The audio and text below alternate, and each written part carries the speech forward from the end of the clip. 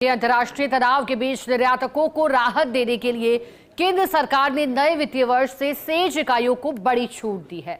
Customs की 31 मार्च की अधिसूचना के तहत अब सेज की उत्पादन इकाइयां शर्तों के साथ घरेलू बाजार में भी बिक्री कर सकेगी। हालांकि रत्न और आभूषण उद्योग को इस राहत से बाहर रखा गया है, जिससे जौहरियों में निराशा है। रिपोर्ट देखिए।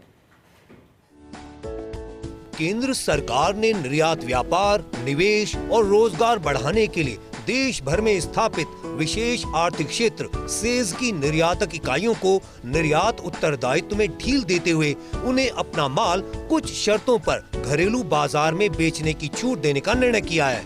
31 मार्च को जारी कस्टम्स की अधिसूचना के अनुसार यह छूट 1 अप्रैल से कुछ शर्तों पर प्रभावी होगी। सरकार ने देश के निर्यात को बढ़ावा देने के लिए सेज क्षेत्र के निर्यातकों को राहत देने के लिए वर्ष 2005 में विशेष आर्थिक क्षेत्र अधिनियम भी बना रखा है, जिसमें सेज इकाइयों को सीमा शुल्क व जीएसटी ही नहीं, आयकर में भी महत्वपूर्ण छूट उपलब्ध है। क्योंकि सेज क्षेत्र की इकाइयों का मुख्य कार्य निर्यात मौजूदा समय में प्रभावित है, अतः इन इकाइयों को संकट से बचाने के लिए केंद्र सरकार ने सेज क्षेत्र की इकाइयों को 31 मार्च 2027 तक राहत देने का निर्णय किया है। रत्न व आभूषण निर्यात संवर्धन परिषद के राजस्थान क्षेत्र के अध्यक्ष योगेंद्र गर्ग का कहना है कि अमेरिकी टैरिफ, सोने चांदी की कीमतों में लगातार आ रहे उतार चढ़ाव के कारण रत्न व आभूषण उद्योग काफी कठिनाइयों का सामना कर रहा है।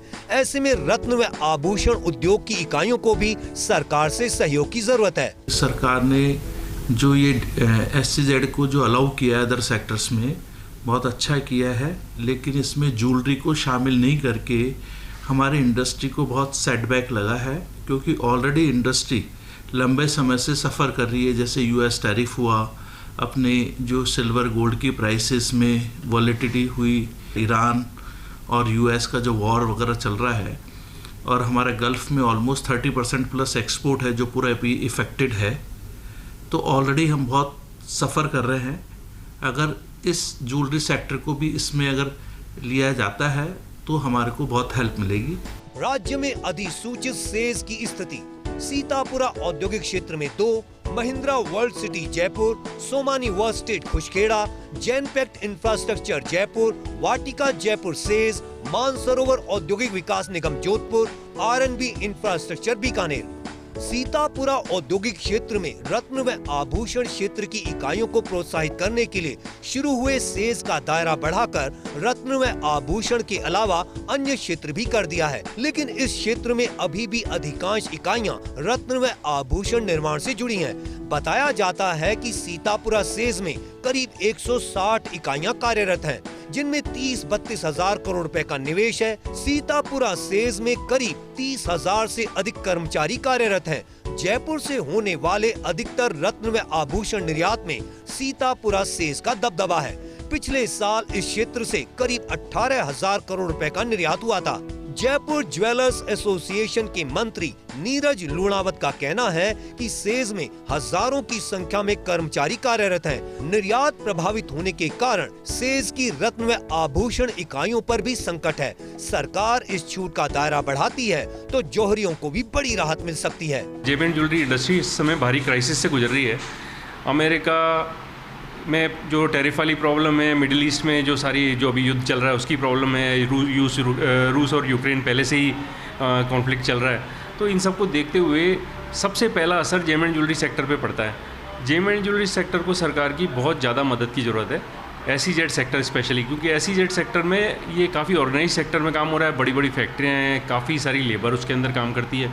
तो अगर वहाँ पर काम नहीं रहता है तो काफ़ी सारे लोगों को के रोज़गार के ऊपर असर आएगा। तो अगर सरकार इस जेम एंड ज्वेलरी को भी इस छूट की श्रेणी में लाती है और हमारे को लोकल जेम एंड ज्वेलरी वालों को भी लोकल व्यापार करने की परमिशन देती है और अपने जोन से बाहर माल बेचने की परमिशन देती है, तो ये बहुत हेल्पफुल होगा। भारत से होने वाले रत्न व आभूषण निर्यात में सर्वाधिक 30% भागीदारी अमेरिका को होने वाले निर्यात की है। इसके बाद मध्य पूर्व के विभिन्न देशों में होने वाले करीब 35% निर्यात की है। अंतर्राष्ट्रीय परिस्थितियों के कारण देश का करीब 65% रत्न व आभूषण निर्यात प्रभावित है। अतः ज्वेलर्स को उम्मीद है कि सरकार जौहरियों को राहत देने की शीघ्र पहल करेगी। कस्टम्स की ओर से जारी नोटिफिकेशन में एसईजेड यूनिट्स को डोमेस्टिक एरिया के अंदर सप्लाई की सीमित अनुमति दी है, लेकिन जेम्स एंड ज्वेलरी सेक्टर को इस अनुमति से बाहर रखा गया है। इसका सीधा असर एसईजेड एरिया में काम करने वाली जेम्स एंड ज्वेलरी इंडस्ट्री पर पड़ेगा, क्योंकि यह उद्योग भी इस समय युद्ध की विभीषिका से जूझ रहा है।